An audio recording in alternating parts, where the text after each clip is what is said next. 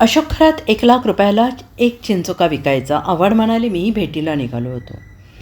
आपल्याकडे दैवी शक्ती असल्याचा दावा करून लोकांना वेड्यात काढणारा भोंदूबाबा अशोक खरात पोलीस यंत्रणेसमोर गुडघ्यावर आल्याचं पाहायला मिळालं.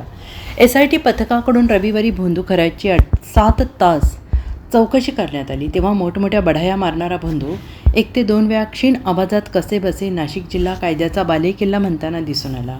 तसेच आपल्यात बोलायची ताकद नसल्याचं त्यांनी यावेळेस म्हटलेलं आहे आणि यावेळेस त्याचा हा व्हिडिओ व्हायरल झाला. मात्र राज्यातील दिग्गज नेते, मंत्री आणि सनदी अधिकारी या बाबाच्या जाळ्यात आणि भोंदूगिरीत फसल्याचं दिसून आलं.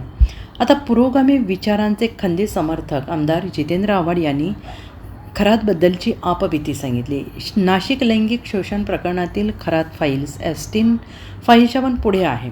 अशोक खरात मलासुद्धा सारखा बोलवत होता. एकदा तर मी शहापूरपर्यंत गेलेलो, पण माझं नशीब चांगलं, मंत्रालयातून फोन आला, मला मधूनच माघारी फिरावं लागलं. लोक खूप कौतुक करायचं म्हणून मी पाहायला जाणार होतो, अशी आपबीती आमदार आव्हाड यांनी आज सांगितली. तसेच नशीब हा खरात आहे, खान असता तर गोंधळ उडाला असता, असंही आव्हाड यांनी म्हटलं आहे. मी खरातच्या पायाच पडणार आहे. हा साधे चिंचुके पॉलिश करून अंगठीमध्ये घालायचा आणि त्याचे 1,00,000 रुपये घ्यायचा. मी चाकणकर यांच्यावर बोलणार नाही, पण उगाच का काही घडतं. जयंत पाटील, निलेश लंके काय सगळ्यांचेच फोटो आहेत, असंही आव्हाड यांनी म्हटलेलं आहे. गेले अनेक वर्ष हे नाव चर्चेत होतं. अनेक वेळा अनेकांनी सांगितलं, चल जाऊन ये, आपल्या गावाजवळच आहे. माझं नशीब की मी गेलो नाही तर तुम्ही लोकांनी माझाच पहिल्यांदा फोटो दाखवला असता.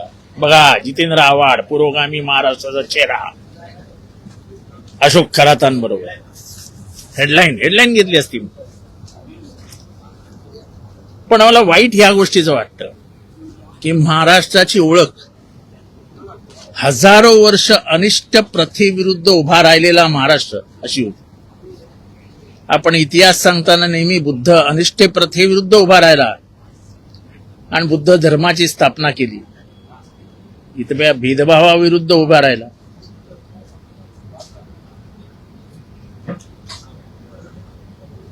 इथे बसवेश्वरांना असो,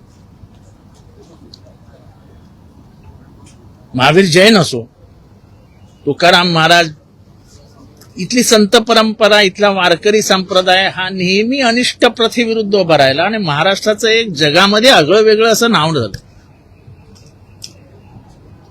पण गेल्या काही वर्षांमध्ये महाराष्ट्राच्या पायऱ्यांवरतीच काळ्या जादूची चर्चा व्हायची.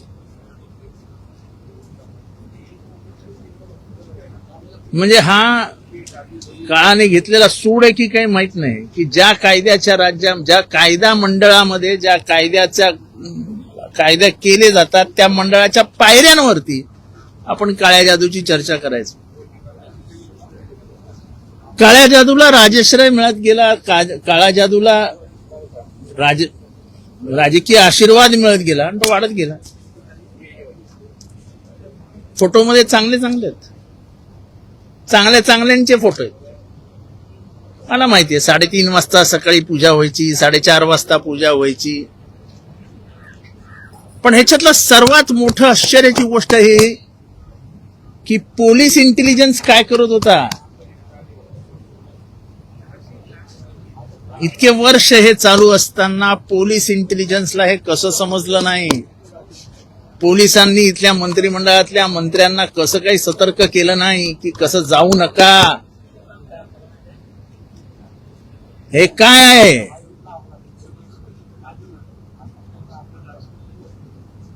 एरवी बोंबाबोंब करणारी माणसं आज कुठे आहेत. कारण का हा खान नाहीये, खरात आहे. हा जर खान असता तर.